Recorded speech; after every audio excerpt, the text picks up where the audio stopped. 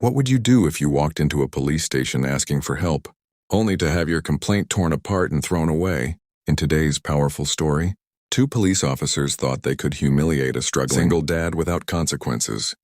But what they didn't know was that this ordinary-looking father had a remarkable past that would leave an entire police station speechless. When the police chief uncovered the truth, he made every officer stand and salute the man they had wrongly judged.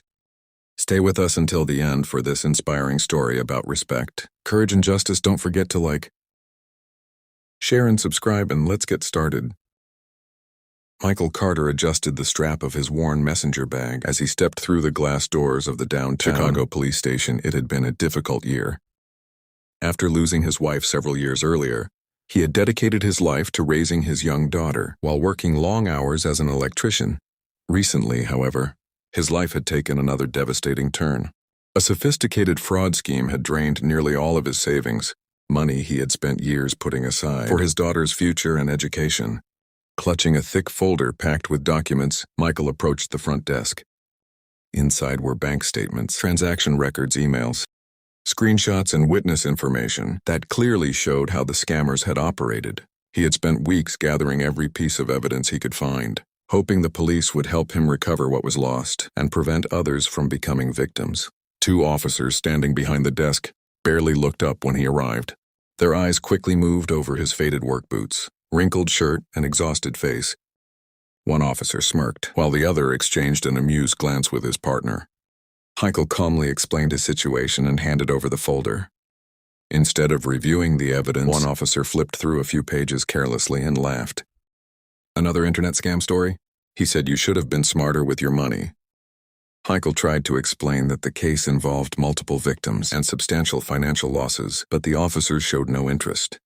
The second officer interrupted him and said they had more important matters to handle.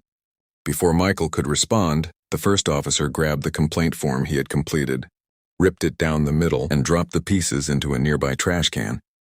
The room fell silent for a moment. Michael stared at the torn paper, stunned by the disrespect. Several people in the waiting area watched the scene unfold, but said nothing, swallowing his frustration. Michael quietly gathered his remaining documents and placed them back into his folder.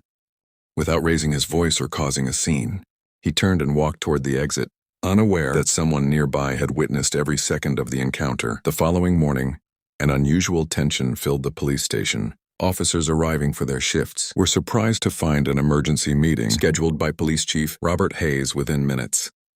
Every available officer gathered in the main lobby. Conversations faded when Chief Hayes entered with a stern expression.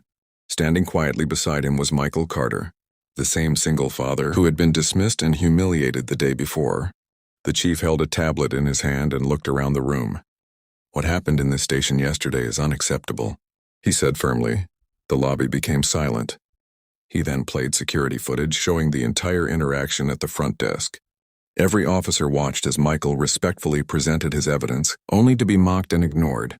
The video clearly showed one officer tearing up the complaint form. While the other laughed, the two officers responsible shifted nervously. As the footage ended, Chief Hayes turned toward them. "You judge the citizen by his appearance instead of doing your job," he said, "and you chose the wrong man to disrespect." He then revealed something many younger officers didn't know. Years earlier, Michael Carter had become a local hero when a warehouse fire trapped several police officers inside a collapsing building. Without hesitation, Michael had entered the burning structure and helped guide them to safety, risking his own life in the process. Some of the officers standing in the lobby owed their lives to his actions.